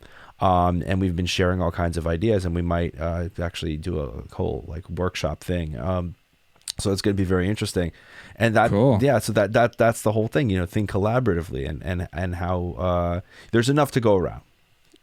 Yeah, 100%. There's always there's enough. only Mhm. you're only limited by your own perception of. Yeah, by your own perception, right? Like if you perceive lack and you feel like you have to cut people down, or you have to like, you have to really fight for your place. If you perceive it like that, that will be it. If you perceive it from a standpoint of like there's plenty, and the more you do for this, the more that it helps other people, and the more they do for it, the more that helps you, especially in a niche environment, right? Because like if you're in a niche field and you're doing something and then you start to notice some other people do it, don't get mad at them, get stoked, because like those consumers will come to you. Yeah. That's the thing with drumming on YouTube, is like the more people that are posting drum covers on YouTube, the more of an audience I'm gonna have. Yeah. So if you're at home right now and you want to start uploading drum covers, please do, because it will help both of us. Yeah. It just know what I draws mean? more energy to the field and to everything, like, Yeah, exactly. At first it was just like a little scary. I was like, oh, well, I found myself like as one of the first people in the space that I'm in. Right. And that's cool. And you see other people come up, and that can make a person nervous. But I realized it's a good thing. It's just drawing more bodies to the field, Yeah, exactly. and that's a great thing. And and the whole goal behind what I do, for example, is like like improving musicians' health and discussing these things that would really help them come up in their careers, and also taking care of themselves, and just having a nice, fruitful, long career where they're happy and healthy, right? So and if anyone else is doing that, then great. Just we can use more of that in the world. Yeah, 100%. Yeah. Dude, it's been awesome. Maybe in time we'll do this again and see. Yeah, I'd because love to. things evolve. Oh, Yeah. And if you're by Toronto, right? Yeah, Hamilton specifically. Okay. Yeah. So if I'm in the region, then I'll definitely hit you up. Oh yeah. Yeah, dude. Ladies and gentlemen, Wyatt Stav. It's been awesome to have you on here. Yeah, it's been real. Thanks for having me. I really appreciate it. Yeah, dude. Cheers.